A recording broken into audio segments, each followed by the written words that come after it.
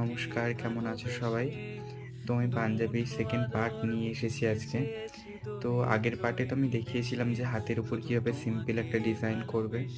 তো আমি এইবার পাঞ্জাবির চেস্টের উপর কাজ করছি। একই মোটিভ রেখেছি আর একই প্রসেস ফেব্রিকের সাথে মিডিয়াম মিশিয়ে মিশিয়ে কাজ করছি আমি এখানে।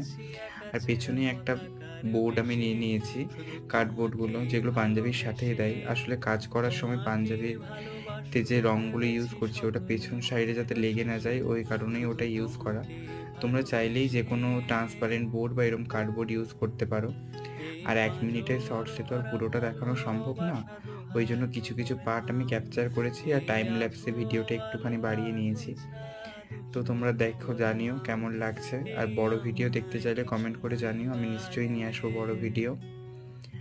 তো এই হচ্ছে তার ফাইনাল লুক। কেমন লাগলো জানিও।